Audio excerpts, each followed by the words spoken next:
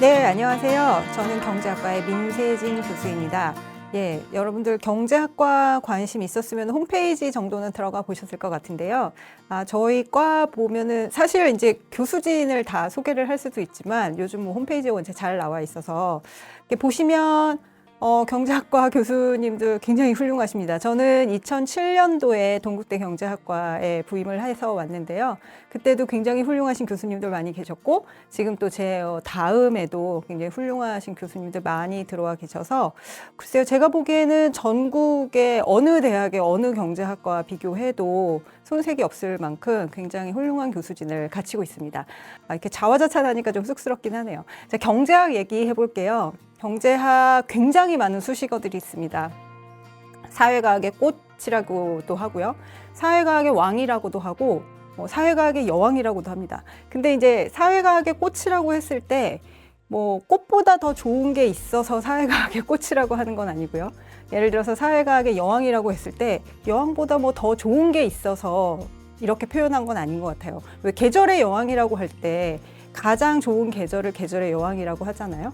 그런 것처럼 사실 사회과학 분야 안에서는 가장 좀 인정받는 학문적으로 보나 여러 가지 면에서 인정받는 분야라고 감히 자신 있게 말하고 싶습니다. 그리고 사실 여러분들이 대형 서점이나 또 아니면 온라인으로 서점 사이트 들어가게 되면은 항상 경제 경영 섹션은 따로 있거든요. 그럴 만큼 굉장히 중요한 분야고 굉장히 인정받는 분야라고 할 수 있을 것 같습니다. 그래서 흥미로운 거는 뭐냐면 일단 여러분들이 대학을 졸업을 하고 사회생활을 시작하게 되면 반드시 공부하게 되거든요. 그리고 또 공부하고 싶게 됩니다. 그럴 거라면 기왕이면 대학생 때 시작하는 게 좋지 않을까? 그런 생각이 좀 들기는 해요. 제가 상당히 오래 전부터 정확하게 얘기하자면 한 2012년도부터 그 주요 이제 신문들의 칼럼을 게재를 하고 있는데 거의 저의 첫 번째 칼럼 제목이 민세진 교수의 생생톡톡 이랬었습니다. 근데 이제 바로 다음 회부터 민세진 교수의 경제학 톡으로 바뀌기는 했거든요. 근데 이제 제가 첫 칼럼을 쓸 때 경제학을 공부하는 이유라고 해서 칼럼을 쓴 적이 있었어요.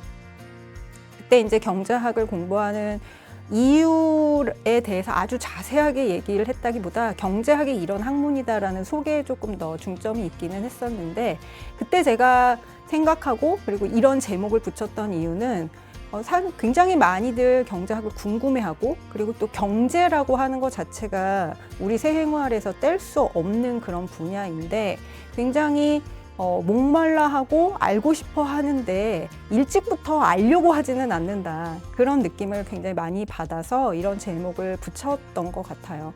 그래서 물론 여러분들이 재미로, 교양으로 하게 될 분야, 선택하게 될 분야는 아닐 수 있지만 오히려 그렇기 때문에 좀 고민하게 되는, 근데 고민해서 선택하면 좋을 그런 분야라고 생각을 합니다. 사실 그런 얘기들 많이 하죠. 경제학 어렵지 않아요? 네, 쉽진 않습니다. 당연히 쉽지는 않은데 아마 경제학 어렵지 않아요 라고 생각하게 되는 가장 첫 번째 이유는 수학을 많이 쓰는 것 같아서 일 것 같아요.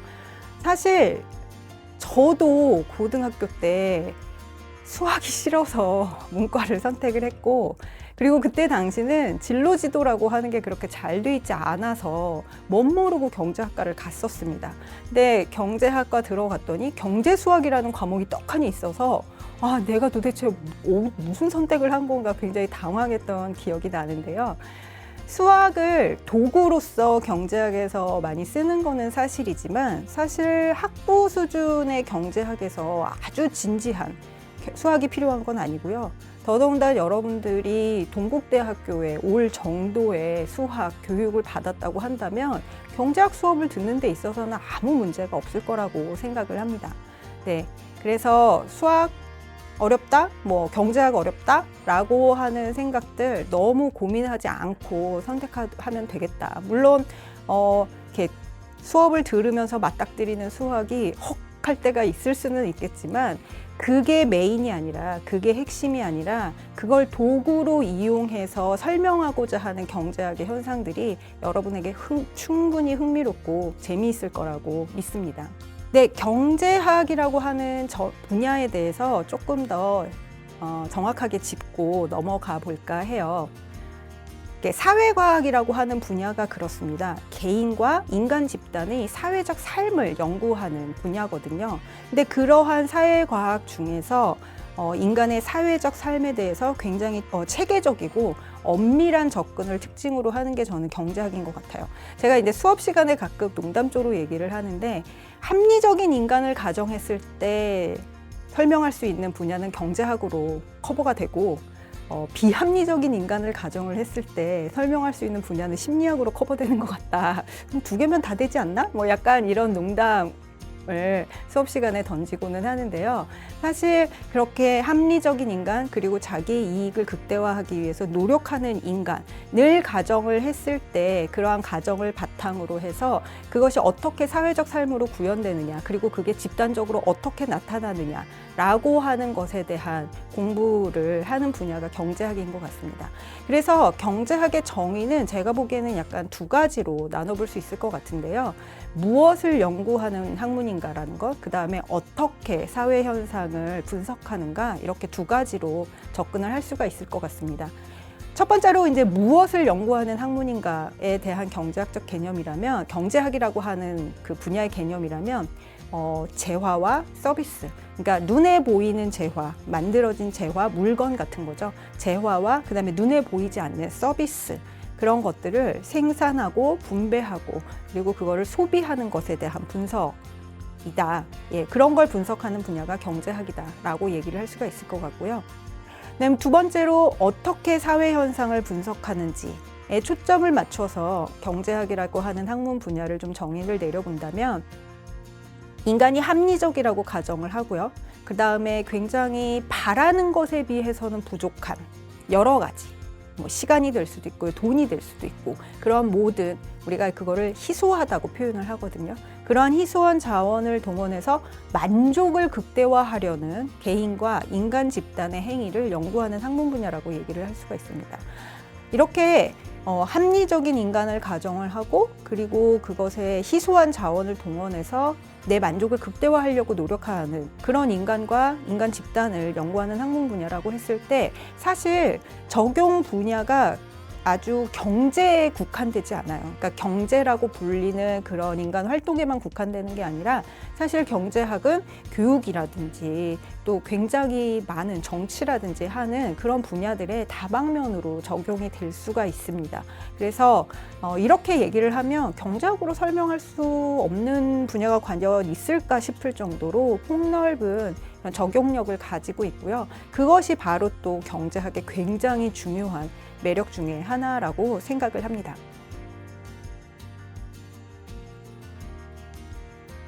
사실 경제학을 공부하지 않은 사람이라고 하더라도 아담 스미스의 이름은 들어봤을 것 같아요. 예, 이 아담 스미스라고 하는 학자는 18세기에 활동했던, 당시의 직업 분류로는 뭐 철학자라고 불릴 수 있었던 분인데요. 굉장히 중요한 저술을 남겼죠. 국부론이라고 하는, 근데 사실 국부론이라고 하는 것도 굉장히 긴 이름을 가지고 있는데, 마지막에 있는 표현들에 초점을 맞추어서 짧게 국부론이라고 불리는 거거든요. 국부론은 나라의 부에 대한 이론이라는 뜻입니다.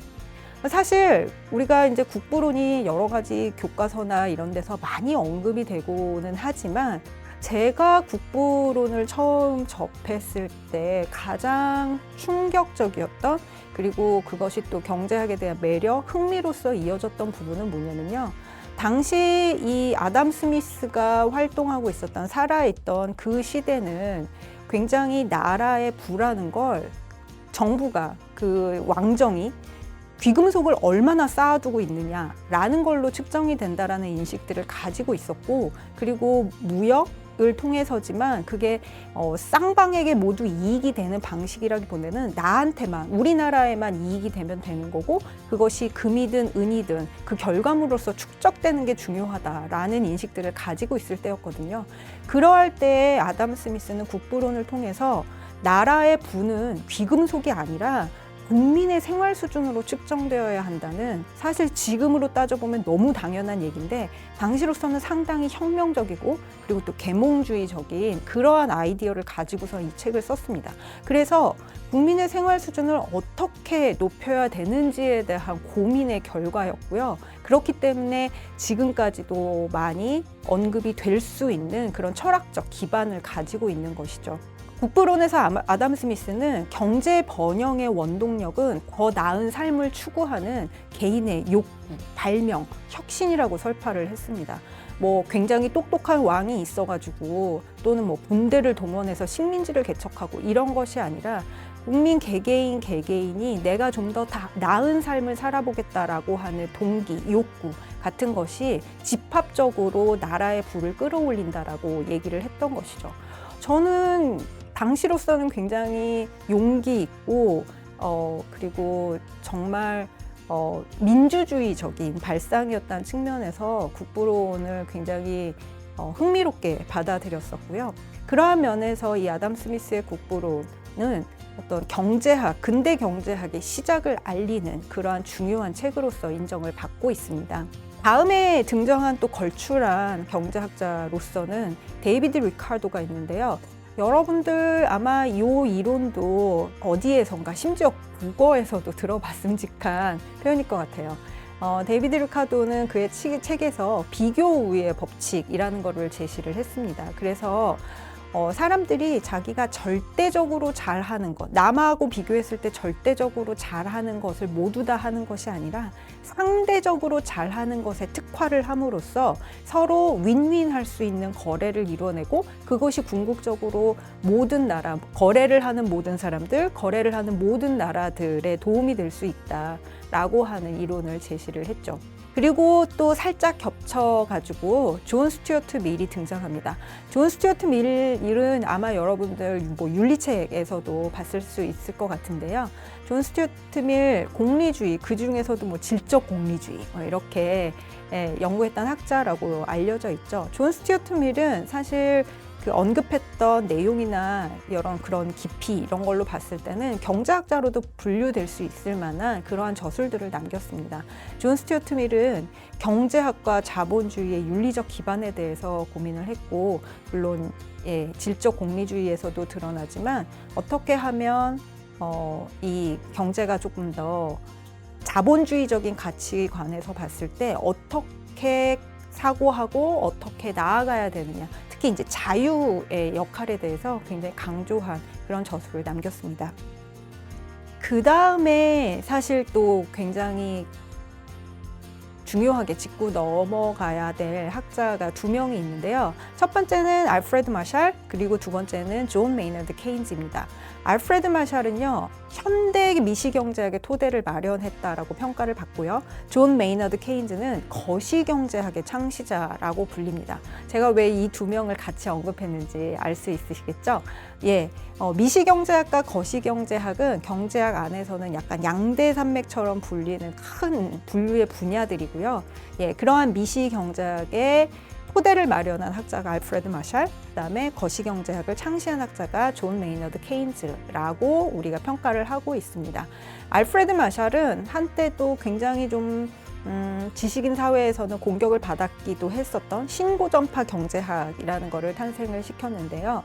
그의 원론이라고 하는 교과서는 열 몇 판이 개정돼서 나올 정도로 경제학의 이론적인 바탕을 형성하는 데 탄탄한 기여를 했고, 사실 여러분들이 어디선가 한 번쯤은 봤음직한 수요 공급 모형이라는 것도 알프레드 마샬이 그 그래프를 통해서 제시를 했었습니다. 그래서 알프레드 마샬이 없었으면 우리가 그렇게 복잡한 경제학에서 막 이렇게 미적분을 동원하고 이런 일들을 안 했을 수도 있었지 않았을까? 뭐 이런 착각, 뭐 이런 잠깐 동안 뭐 백일몽 같은 생각을 해보기도 하지만 그 후에 누군가는 했겠죠.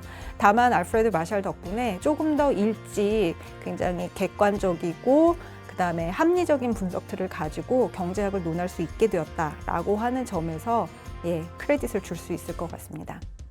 존 메이너드 케인즈는 우리가 케인즈 학파라는 말이 있을 정도로 굉장히 굵직한 족적을 남긴 학자라고 볼 수 있고요. 그 전에 알프레드 마샬을 기반으로 한 경제학이라고 하는 것이 굉장히 어떠한 갈등이나 마찰 없이 시장을 중심으로 돌아가는 경제학에 집중을 했다라고 하면, 케인즈는 현실적으로 발생하는 경기의 변동, 실업의 문제, 그다음에 이자율의 문제, 이런 것들에 대해서 조금 더 집합적인 어떤 변수들에 주목을 하면서 경제학을 발전시킨, 진일보시킨 학자라고 얘기를 할 수가 있습니다. 그가 쓴 일반이론이라고 하는 책 제목도 굉장히 거창하지 않나요? 일반이론. 굉장히 도전적이고 야심찬 제목이라고 볼 수 있는데, 케인즈의 일반이론은 지금까지도 또 고전으로 명저로 꼽히는, 그 많은 사람들이 참고하는 그런 책이라고 할 수가 있습니다.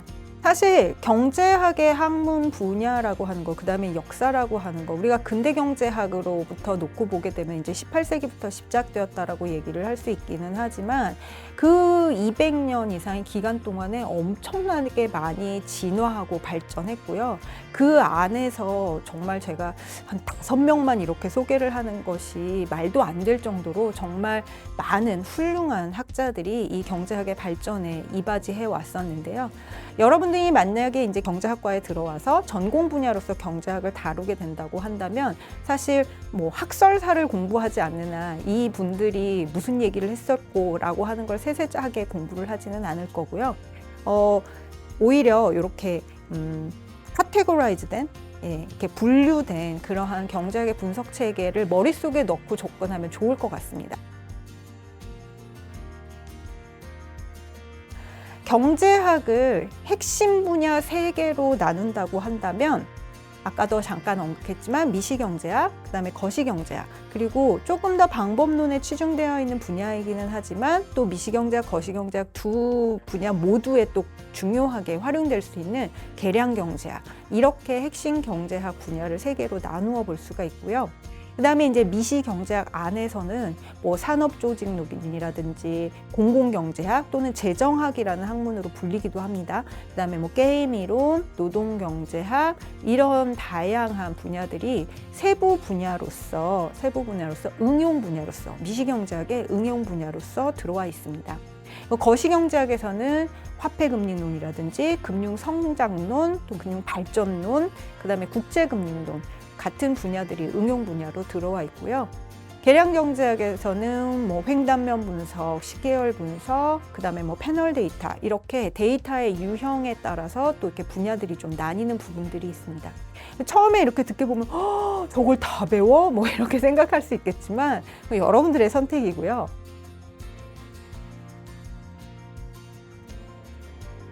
사실 대체로 2학년 정도에서는 미시경제학, 거시경제학, 그다음에 뭐 교수가 바라기로는 계량경제학까지 조금 기초적인 전반적인 내용을 배우면 좋겠다라고 생각을 하고 있고요. 그다음에 이제 3, 4학년 전공에 가면 이렇게 응용 분야들을 본인의 흥미에 맞춰가지고 골라서 들으면 좋겠다라고 저희가 커리큘럼을 제시를 하고 있습니다.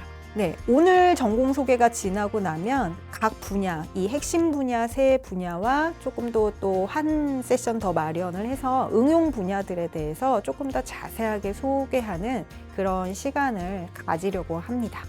사실 요즘 그렇게 막 본인이 공부하고 싶은 거 흥미에만 맞춰가지고 전공을 선택하기는 어려운 실용적인 시대잖아요. 그러니까 당연히 여러분들의 관심, 궁금증도, 그래서 경제학 공부하면 뭐 할 수 있어요? 라는 질문으로 모일 것 같아요. 저희가 졸업생들에 대해서 어떻게 진로를 선택하고 어떻게 취업을 하고 이런 것들을 이제 데이터로 구축을 하고 있기는 합니다만, 그래도 보면 조금 전통적인 행보라는 것이 있을 것 같습니다. 일단 금융권 취업을 희망하는 학생이 많고 또 실제로 금융권으로 많이 가는 것 같아요. 우리가 금융권이라고 하면 은행도 있지만 요즘 보면 증권회사라든지 보험회사는 조금 주춤한 것 같습니다. 그 외에 뭐 자산운용사도 있고 굉장히 다양한 금융 분야에 취업을 하는 것을 볼 수가 있고요. 그게 조금 가장 메이저로 보이는 현상인 것 같습니다. 그 다음에 좀 전문직으로 시험을 봐서 자격증을 갖추고 준비하는 학생들도 많은 것 같아요. 대표적으로 회계사들도 꽤 나오고요. 눈에 띄게 나오는 것이 보이고요. 그 다음에 공무원들도 있습니다. 물론 이제 여러분들 뭐 공무원에 대해서 얼마나 자세히 알고 있는지는 모르겠지만, 우리가 보통 이제 행정고시라고 하면 5급 공무원으로 들어가는 것이고, 그 외에 조금 더 편하게 들어가겠다라고 생각을 하면 7급 공무원으로 들어가는 시험도 있거든요. 그리고 그 외에 그냥 행정고시 이외에도 국회의 공무원으로 들어가는 입법고시라고 하는 분야도 있고, 또 그 외에 요즘은 이제 이렇게 그 중앙정부부처의 공무원이 되면 아무래도 세종시에서 일하게 될 가능성이 많다 보니까, 저는 서울에 있고 싶어요 하는 경우는 서울시청 쪽에 서울시 공무원 쪽으로 또 지원하는 학생들도 있는 것 같아요. 그래서 그렇게 뭐 회계사라든지 공무원이라든지 이렇게 그 시험을 준비를 해서 진로를 잡아가는 그런 경우들도 전통적인 행보에 들어가는 것 같습니다. 그리고 저희 입장에서 또 이렇게 눈에 띄게 요즘 증가하는 추세가 대학원 진학하고 궁극적으로 공부를 계속하는 그러한 모습들도 찾아볼 수가 있는데요. 이 경우는 사실 이렇게 이제 자유전공 학부가 시작되기 전으로 보면은 경제학과 이외에 학부 전공을 가진 학생들이 경제학과 대학원으로 오는 경우도 왕왕 많이 보게 됩니다. 그러니까 중간에 이제 전과하는 기회를 놓쳤다거나 뭐 이랬을 때는 수업 듣고서는 흥미를 느껴가지고 대학원, 석사 진입하고 이런 경우들도 많이 봤고요. 또 정말로 원하는 경우는 교수들이 많이 신경을 써서 본인이 원할 때 유학을 지원을 하는, 그러니까 유학 가는데 도움이 되도록 하는 그런 신경들도 많이 쓰고 있습니다. 그래서 말씀드린 것처럼 경제학과를 전공 분야로 했을 때 전통적인 행보라고 한다면 동국대에서는 금융권이 상당히 포션이 큰 것 같다. 그다음에 그 외에 이제 자격증 준비해서 시험 봐서 들어가는 조금 좀 전문직스러운 그런 분야들도 있고, 그다음에 뭐 대학원을 가기도 하고요. 그다음에 이제 금융권에 그런 부분도 있네요. 금융공기업이라고 해서 뭐 한국은행이라든지 금융감독원이라든지 또는 또 진짜 다양한 금융공기업들에 취업을 희망하는 경우들도 있는 것 같습니다. 근데 이제 최근 자료를 보니까 제가 또 굉장히 눈에 띄는 사례들이 있더라고요. 여기 이렇게 어디다라고 조금 이름을 찝어서 얘기를 하기는 적절하지 않을 것 같아서 조심스러운데, 되게 대형 연예기획사 들어간 졸업생이 있어서 제가 명단 보고 오 하고 깜짝 놀랐습니다. 그다음에 그 외에 또 이름난 여행사 취업한 졸업생도 있었고, 그다음에 입시 컨설팅 회사 들어간 친구도 있었어요. 그래서 저 사실 우리나라 물론 비록 이제 학령 인구가 줄어들고 있기는 합니다만, 우리나라 사람들의 이 교육에 대한 열풍, 그리고 조금 더 개인화되고 맞춤형 그런 서비스를 받고 싶다라고 하는 그런 수요를 생각을 해볼 때 입시 컨설팅과 관련된 분야도 또 본인이 흥미가 있으면 굉장히 괜찮은 분야겠다라는 생각을 했습니다. 그리고 기자도 꽤 나오는 편이에요. 그러니까 전통적으로 언론과 관련된 학과를 나온 사람들이 기자를 한다라고 생각을 하지만, 또 경제라고 하는 분야 자체가 굉장히 중요한 분야다 보니까 경제학을 공부를 하고 언론 쪽으로 길을 잡아가는 친구들도 가끔씩 눈에 띄는 것 같습니다. 최근에 제가 고3동풍이라고 하는 굉장히 흥미로운 용어를 봤어요. 그게 고려아연, 삼천리, 동서식품, 풍산을 줄여서 얘기를 한 거라고 합니다. 그러니까 막 대기업은 아니지만 탄탄한 그런 그 중견기업 이상급의 기업으로서 굉장히 직원 복지도 좋고 안정적인, 그래서 그 학생들의 선호가 높은 예, 그 전에 잘 알려지지 않았던 대기업이 아니어서 잘 알려지지 않았던 기업들도 요즘 또 선호가 높다고 하는데 저희 졸업생 중에서 여기 갔다라는 명단을 아직 정확하게 확인한 적은 없기는 하지만 사실 이렇게 상경계를 나와서 요런 또 그 기업들에 입사하는 그런 분위기도 분명히 읽을 수 있는 것 같아요. 물론 이제 제가 이렇게 말씀을 드리면 그러면 경영학과가 낫지 않아요? 경제학과보다? 라고 생각할 수도 있겠지만 처음부터 나는 기업에 들어갈 거야. 취업을 할 거야. 라고 생각하는 게 아니라고 한다면 사실은 경제학이라고 하는 분야가 훨씬 더 다양한 스펙트럼, 다양한 진로의 선택을 여러분들에게 제공할 수 있다는 측면에서 더 매력적이지 않나 싶습니다. 그리고 제가 초반부에 경제학 어렵지 않아요? 라고 이렇게 그런 많이 받는 질문으로 시작을 했었는데 사실 제가 경제학을 학부를 졸업하고 대학원도 나오고 그리고 지금 교수까지 하는 입장에서 생각해 보니까 어려운 학문 분야를 했다라고 하는 게 굉장히 메리트가 있는 것 같아요. 이게 먹고 들어가는 게 있습니다. 여기저기든 경제학 전공했다라고 하면 그래요? 라고 하지 그래요? 이런 반응 잘 못 봤거든요. 그래서 분명히 어려운 학문 분야지만 여러분들이 그걸 제대로 수행을 해냈을 때 리워드가 확실하다. 경제학에서 우리가 좀 얘기를 해보겠지만 결국 선택이라고 하는 건 편익과 비용의 비교거든요. 그러니까 내가 이 선택을 했을 때 얼마만한 이득이 있을 것이냐, 그리고 내가 이 선택을 함으로써 치러야 되는 대가가 뭐냐라고 하는 걸 비교하게 마련인데 사실 경제학을 선택한 대가는 어려운 학문 분야를 공부를 해야 된다라고 하는 스트레스겠지만 그에 따라서 편익이 훨씬 더 크다라고 하면 저는 얼마든지 선택할 만한 분야라고 생각을 하고요. 보통 상경계라고 묶이는 경영학과라고 비교를 했을 때 경제학과는 다시 말씀드리지만 훨씬 더 넓은 선택의 폭을 제시할 수 있다라고 하는 측면에서 메리트가 있다고 생각을 합니다. 그리고 누구를 붙잡고 물어보더라도 학문적으로 봤을 때 경영학보다 경제학이 어려우면 어려웠지 뭐 쉽다든지 학문적인 깊이가 떨어진다든지 그런 얘기를 하지는 않거든요. 그런 면에서 할 만한 가치가 충분히 있다라고 어필하고 싶네요. 자, 그 다음에 경제학과에서 특징적으로 제공할 수 있는 메리트랄까? 라는 것들을 좀 강조를 하고 싶은데요. 저희 과만 있는 장학금이 있습니다. 권호철 장학금이라고 해서 이게 이름 굉장히 생소한데 그죠, 생소하죠. 왜냐면 저희 그 예전에 계셨던 교수님 성함입니다. 지금은 이제 작고하셨는데 예전에 계셨던 권호철 교수님께서 퇴임을 하시면서 내놓으신 기금으로 만들어진 장학금이고요. 권호철 장학금을 받게 되면 저희가 지금 등록금의 50%를 제공을 하는 그런 장학금으로 운영을 하고 있어요. 그리고 그 외에 또 동국 스칼라라고 해서 연 1회 100만 원 지급하는 장학금인데요. 이 경우는 조금 우선순위가 학석 연계과정이라고 해서 우리가 5년짜리 과정이 있습니다. 뭐냐면 여러분들이 공부를 하다가 이거 되게 경제학 할 만하고 재미있는데 따로 석사를 들어가자니 6년씩 하기는 좀 부담스럽고 할 때 학사와 석사를 연계해서 대학원 과목까지 좀 몇 개를 들은 다음에 5년에 석사까지 받을 수 있는 과정이 있어요.